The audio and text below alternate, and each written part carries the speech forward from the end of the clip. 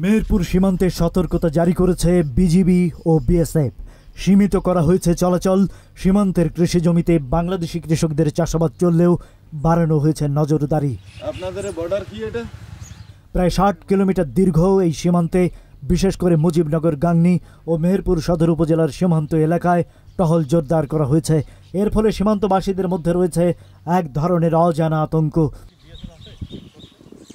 সীমান্তের নোম্যান্স ল্যান্ডে দুই দেশের কৃষি জমি থাকলেও ভারতের কাঁটাতারের এপারে থাকা প্রায় 2000 বিঘা জমি দীর্ঘদিন ধরে বাংলাদেশি কৃষকরা বর্গা নিয়ে চাষাবাদ করে আসছিলেন।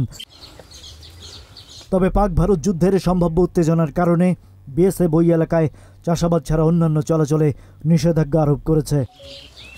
মেহেরপুরের ইচাখালী সীমান্তে সবচেয়ে বেশি জমি রয়েছে। সেখানে ভারতীয় জমির চাষ করে বাংলাদেশি কৃষকরা বর্গা নিয়ে। যদিও এসব জমির মালিকানা নিয়ে দুই দেশের সীমান্ত রক্ষীদের মাঝে আলোচনা হয়েছে, তবে স্থায়ী কোনো সমাধান মেলেনি।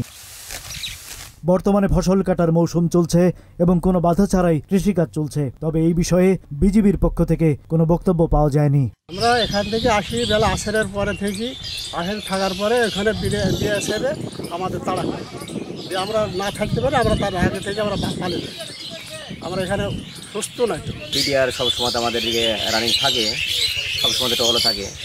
এই জন্যে আমাদের তারপরে সতর্কতা দিয়ে দিয়েছে যে 0 পয়েন্টে যাওয়া নিষেধ। সবসময় যে আমাদের বিডিআর ঘোরাঘুরি করে, তো সমস্যা নেই আমাদের। আমরা ইদানিং যে শুনতে পাচ্ছি ভারত পাকিস্তান যে যুদ্ধ চলতেছে, তারই পরিপ্রেক্ষিতে আপনার দেখা যাচ্ছে বর্ডারে সতর্কমূলক অবস্থা বর্তমানে চলতেছে। মেহেরপুর প্রতিনিধি আলামিন হোসেনের তথ্যচিত্রে ডেস্ক রিপোর্ট।